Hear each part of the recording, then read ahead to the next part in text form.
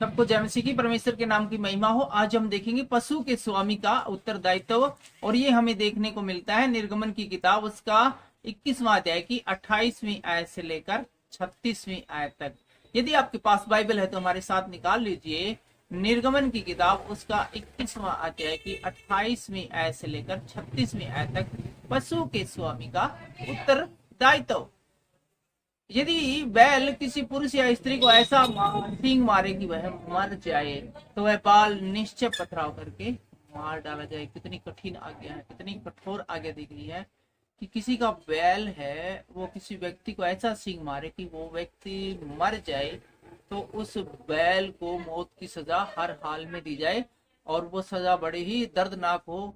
पत्थर मार मार के पथराव करके उसको मारा जाए, और उसका मांस खाया न जाए, परंतु बैल का स्वामी निर्दोष ठहरे, और उसका मांस नहीं खाना है, और उसका जो बैल का स्वामी है वो बिल्कुल निर्दोष ठहरना चाहिए। परंतु यदि उस बैल की पहले से सींग मारने की आदत पड़ी हो और उसके स्वामी ने जताया जाने पर भी उसको न बांध रखा हो, और वह किसी पुरुष या स्त्री को मार डाले, तब तो उस बैल पर पथराव किया जाए और उसका स्वामी भी मार डाला जाए। लेकिन यहाँ पर एक टर्म एंड कंडीशन इंक्लूड है कि यदि किसी बैल का स्वामी जानता हो कि उसका बैल मारना है, टक्कर मार देता, सींग मार देता है, और बहुत सारे लोगों ने कई बार समझाया है कि भाई तेरे बैल को है ना कंट्रोल में रखा कर, बांध के रखे, किसी ने मार देगा अनियन है, और उसके बावजूद, लोगों की चेतावनी के बावजूद, वो व्यक्ति अपने बैल को खुला रखता है। और ऐसे में यदि वो बैल है किसी व्यक्ति को मारेगा तो फिर उस बैल को भी मारा जाएगा और उसके स्वामी को भी मारा जाएगा। यदि उस पर छुड़ौती ठहराई जाए तो प्राण छुड़ाने को जो कुछ उसके लिए ठहराया जाए उसे उतना ही देना पड़ेगा।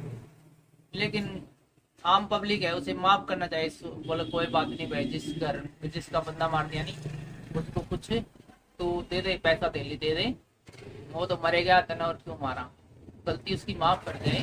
तो फिर जिसके जो पंचायत है या फिर उस घर वाले हैं, जैसी उससे छुड़ौती चाहे वो उतनी मांग सकते हैं, और वो उस छुड़ौती को पूरा कर लेता है, उस समझौते को मान लेता है, तो फिर वो आदमी की जान बच जाएगी।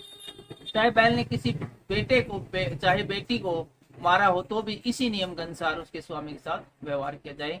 और यहाँ पर लड़का और लड़की, स्त्री और पुरुष में भेदभाव नहीं किया जाए। ऐसा ना हो कि बैल किसी पुरुष को मारते सजा दे दे, स्त्री को मारते सजा न दे। लड़की को मारे, लड़के को मारे, स्त्री को मारे, पुरुष को मारे, सब में एक जैसी सजा है, वो बैल को मिलनी चाहिए। यदि बैल ने किसी दास या दासी को सींग मारा हो तो बैल का स्वामी उस दास के स्वामी को 30 सकेल रुपया दे और उस बैल पर पथराव करे। और यहाँ पर किसी के दास को मार दिया है, सींग मार दिया किसी बैल ने और वो मर गया है, तो उस दास के स्वामी को 30 सकेल रुपया, ये उस समय की करेंसी है जिस समय का ये जिक्र है, वो जुर्माना दे और बैल को आवश्यक रूप से मारा जाएगा। और आगे 33वीं आयत में इस प्रकार से लिखा हुआ है, यदि कोई मनुष्य गड्ढा खोल कर या खोद कर उसको न डांपे, खोल कर या फिर खोद कर न डांपे, और उसमें किसी का बैल या गधा गिर पड़े, तो जिसका वह गधा हो वह उस हानि को भर दे, और जिसका वह गड्ढा होगा उसको उस हानि को भरना होगा। यदि कोई भूल से गड्ढे को ढकना भूल गया हो या फिर ढकना लगाया ना हो तो वह पशु के स्वामी की माल की भरपाई उसका मोल दे और लोथ गड्ढे वाले की ठहरे। और यदि जुर्माना ले लेता है जिसका कि बैल या गधा है गड्ढे में गिर पड़ा है, तो जिसने गड्ढा खोदा था वो जो उसका जो बॉडी है, डेड बॉडी है, वो शरीर है, वो उसी का ठहरेगा, जिसने गड्ढा खोदा डेड बॉडी उसकी। और 35वीं आयत आगे कहती है, यदि किसी का बैल किसी दूसरे के बैल को ऐसी चोट मारे कि वह मर जाए, तो वे दोनों मनुष्य जीते बैल को बेचकर उसका मोल आपस में आधा आधा बांट ले, और लोथ को भी वैसे ही बांट ले।